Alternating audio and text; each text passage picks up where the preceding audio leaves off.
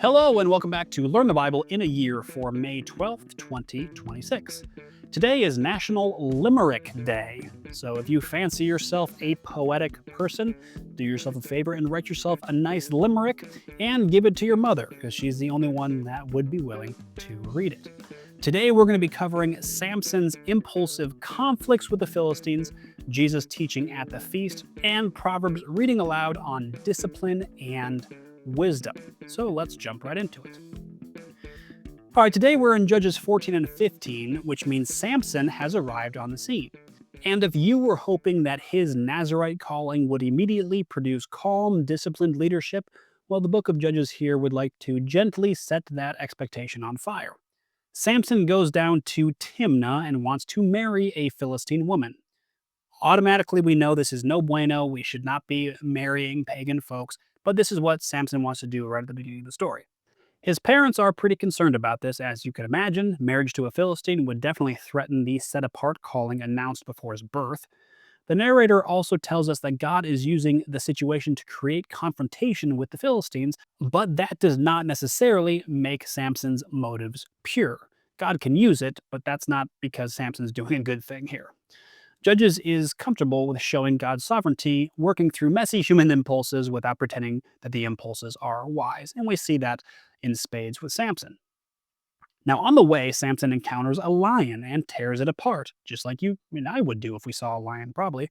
Later, he finds honey in the carcass and eats it, then gives some to his parents without explaining where it came from. For somebody associated with the Nazirite vow, contact with a carcass would automatically set off alarms.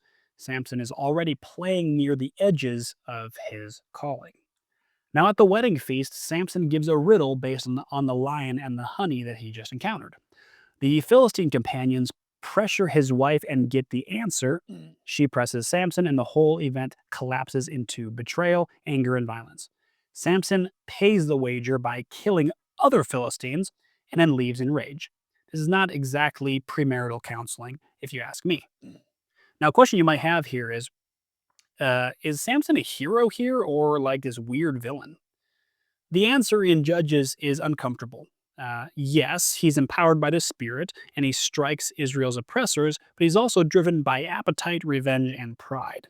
The text does not flatten him to a children's story. It shows a deliverer whose strength is real and whose character is definitely unstable.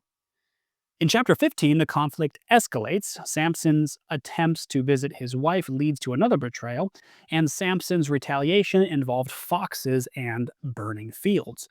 Now, I'm not going to go into too much detail on this story. I made a YouTube video, which you can also find on Apple Podcast and all the rest of them.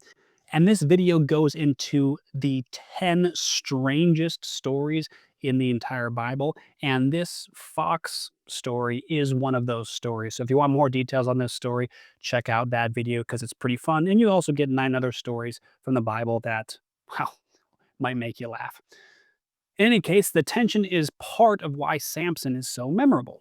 He is not a clean leadership model. He is a warning sign who happens to have a lot of muscle. The story keeps showing deliverance happening, but through a man whose desires keep creating new fires. That was both literal and figurative with the word fires there. Now, jumping into the New Testament, we're in John chapter 7, and we read verses 14 through 44. Jesus is at the Feast of Tabernacles. This feast remembers Israel's wilderness journey and celebrates God's provision with shelter, harvest, and water imagery. So when Jesus is teaching here, the setting is loaded with biblical memory. Jesus begins teaching in the temple, and the leaders are surprised because he is not trained through their recognized channels. Jesus answers by pointing to the one who sent him. His authority does not come from institutional approval, it comes from the Father. The debate quickly turns to Moses, law, circumcision, Sabbath, and judgment. Jesus exposes the inconsistency in the criticism against him.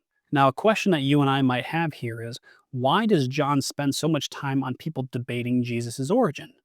Because in John, misunderstanding where Jesus came from is actually a major theme. The crowd thinks they know his hometown, his family, his public background. Jesus speaks of being sent by the Father. They are working with surface geography, but he's revealing a heavenly origin. Now, some people wonder if he could be the Messiah. Others object because they have expectations about where the Messiah should appear from.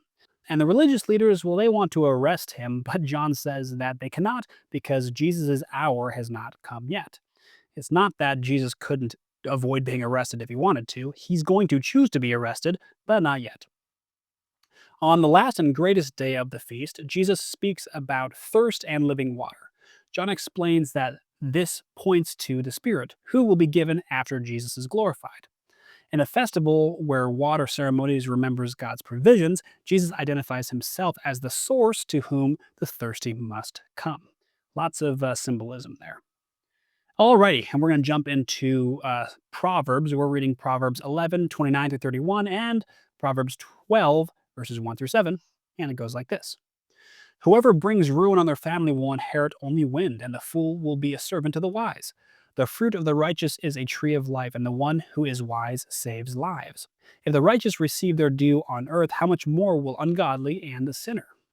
Whoever loves discipline loves knowledge, but whoever hates corrections is stupid. Good people obtain favor from the Lord, but he condemns those who devise wicked schemes. No one can be established through wickedness, but the righteous cannot be uprooted.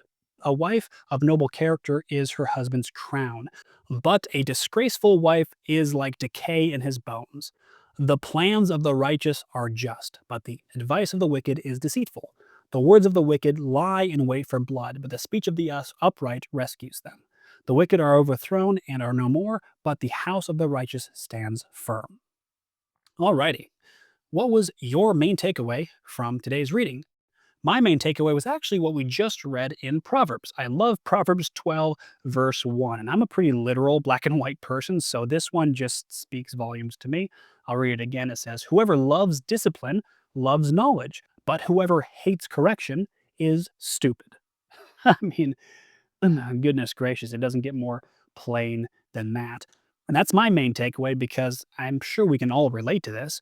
But man, there's times where I get discipline, I get correction, I get feedback, and sometimes it's hard to hear feedback, especially if that feedback is, areas in my own life that I'm messing up, I'm not doing good. So it's hard to hear that kind of feedback. But this scripture really helps when going through those times. Whoever loves discipline loves knowledge. You will grow when you are open to this type of feedback. But whoever hates this type of correction, well, they're just stupid. That's what they are. And I don't want to be stupid. I hope you don't want to either. But what was your main takeaway from today's reading? I'd be curious to know. Put that down in the comments section, wherever it is that you listen to this episode. And that is the end of the show for today. And I will see all of you cool cats again here tomorrow.